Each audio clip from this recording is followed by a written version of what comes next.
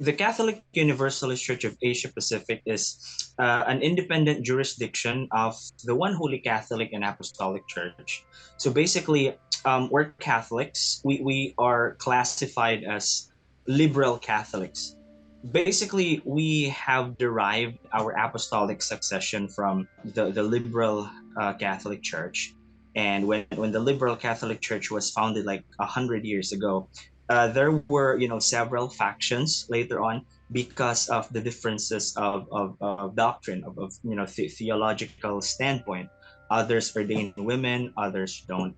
But when the liberal Catholic Church was founded like 100 years ago, they were actually influenced by the Theosophical Society. So basically, our beliefs are more into the esoteric bent. So we have like borrowed some ideas from the Theosophical Society. However, the Catholic Universalist Church, we are independent from the liberal Catholic Church. So Bishop George Kuhn, the founder of the Catholic Universalist Church, it was on July 2013 when he was consecrated as a bishop. And then when he became a bishop, he founded the Catholic Universalist Church. So it started as Catholic Universalist Church in New York. And then when he like expanded, we were, or I was one of the first priests in the Philippines. So we added like Catholic Universalist Church of Asia Pacific to classify it as it's not just for the Philippines, but there are also other countries that are part of it. For the Catholic Universalist Church, Bishop George Kuhn realized when he came to the Philippines that majority of the Filipinos are actually Roman Catholics, right? So we have strong ties with Roman Catholicism. Now Bishop George wanted to preach the message of universal salvation in a Roman in a Catholic context. And it so happened that he is also a Catholic, but not the Roman Catholic type of Catholic, and he's also a Universalist. So um, he founded a church that is Catholic, has apostolic succession coming from the apostles, and then but the message is universalism. So that's when it was born. So when he came to the Philippines, he founded the Catholic Universalist Church because he said that when he was still, I think he was still in at grade school or high school, I forgot, but he said that it was actually a Roman Catholic priest who first taught him the idea of universal salvation or universalism. So that really that really stayed with him, and then up until he grew up, he always carried that message with him.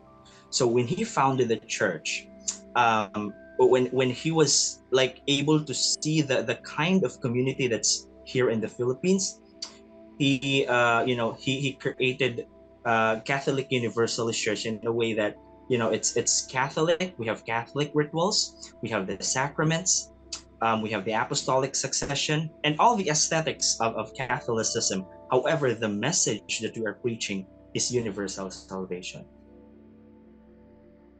There was actually a time in my life where I actually left Catholicism. I became an agnostic. I became an agnostic because nothing really makes sense. Like everything is, for me, everything is like contradictory. So you're preaching about love and compassion, but at the same time, if a certain group of people just happen to don't know Jesus or don't know Christianity, they will be like tormented forever and in hell. Is that a doing of a loving God, or is that a doing of psycho God wannabe, something like that? So it didn't make sense. But when I started when I started in the path of like spirituality, um, I started doing meditation and reading other Eastern philosophies, which is, by the way, Eastern traditions. they have this concept of reincarnation and the purification of the soul and so on. So I was having that journey, and then I met Bishop George Kuhn. And the moment I read again the Bible, having the lenses of Eastern philosophy, everything made sense.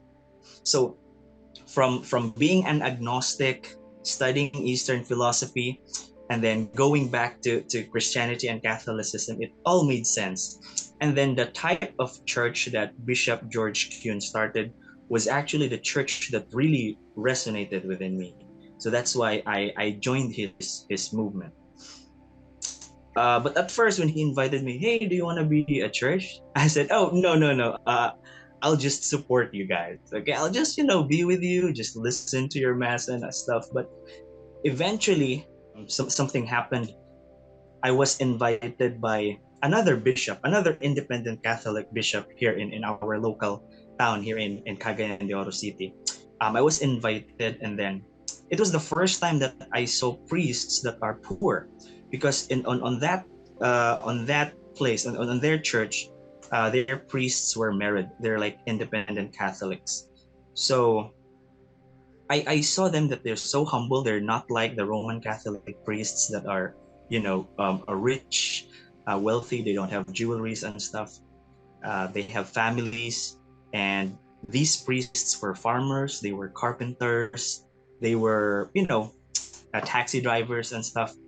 So, I had like, I was just with them for one day, and then it felt like, though that church didn't teach universalism, but they are very open-minded to other belief system. But that experience actually changed me, because that was the first time that I went to mass again. I received the communion again, and for some reason there was like a voice during the mass. There was like a voice telling that, hey, you need to go back to Christianity. You need to go back to Catholicism, because there's a message that you need to preach, something like that. So the journey from me being an agnostic, getting away from the church, having all the experiences I had, jumping from one church to another, one spiritual tradition to another, then going back to Catholicism.